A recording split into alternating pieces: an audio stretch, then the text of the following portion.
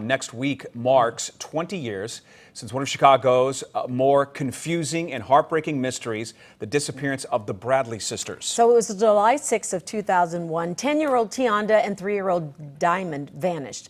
They haven't been seen since, and for the girls' family, all that is left is hope. Do you still hold out hope that somehow they may be out there alive? We still hold out hope, yeah. Absolutely. I mean, because you can't help but hope. This entire city is behind this family with these children. This entire city. We won't go away quietly. All right, so Sylvia and I joined this morning by Bomani Bedeli. Forgive me if I chewed up your name, I apologize. But a lot of people may know your name. You followed this case front and center as one of the leaders, really backing the family and their plea for help. So good morning and thank you for joining us. Good morning, Sylvia and Scott. Yeah, it's been 20 years. I, along with some of the local community, local residents near Lake Grove Village, from the instance that we learned that the children were missing some 20 years ago, started organizing daily vigils that went to weekly vigils, that went to monthly vigils, and then ultimately started becoming yearly vigils. We were some of the first responders, myself, Sister Zakia Muhammad, some of the other residents in the Lake Grove Village, along with some of the family members and local pastors, and then local elected officials got in. Listen, I think we've searched this whole entire city. At one point, we helped to raise money to help pay for the private investigator as long as we could. Then some others that stepped in and stepped up. I know that the aunt and the cousins of Diamond and Tianda Bradley are more actively engaged on a daily basis by maintaining the social media and Facebook pages.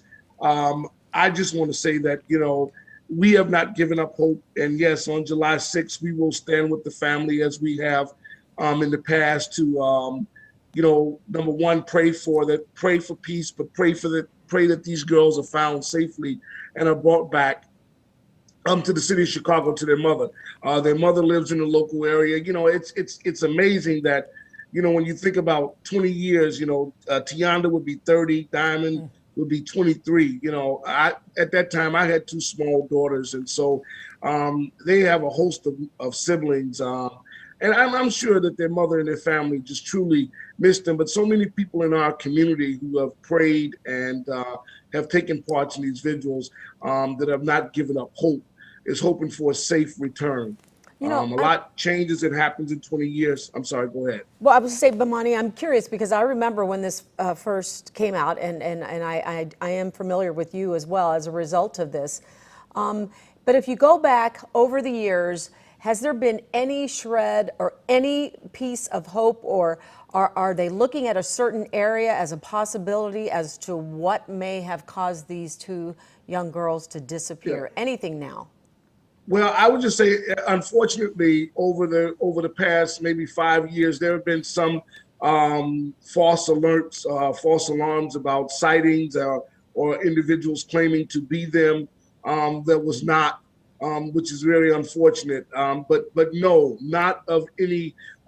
Listen, I think at one point the Nation of Islam got involved because they were following some rumor that the children may have been in Morocco someplace. Listen, I salute the Chicago Police Department and Jim Miller, who's now no longer with us, actually died. The private investigators and the folks who really labored and have given their time. I know that the police are still following up on tips. Listen, believe it or not, I still believe those 2 girls are alive someplace.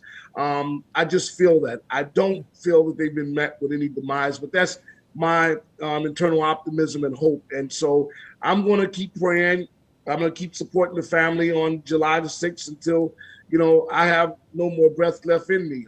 As a father, as a person in the community, I knew this family from Robert Taylor, where I grew up. And so someone needed to be there to support them earlier on and make sure that these 2 girls, like many Black women, have gone missing and don't get the level of attention that they need. And so I'm grateful to you guys in the news media locally here for keeping them in the forefront.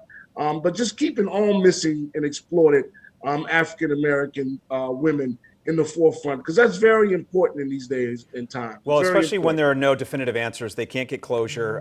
You can only imagine the Absolutely. frustration from the family. Bomani Obadeli, thank you so much for the update. Appreciate your time this morning. We want to remind our viewers we've got a special report on the Bradley sisters and their disappearance. It's tonight on Fox 32 News at 9. Dane Placco investigating. There is new information. There are fresh interviews. Again, that's tonight at 9 right here on Fox 32.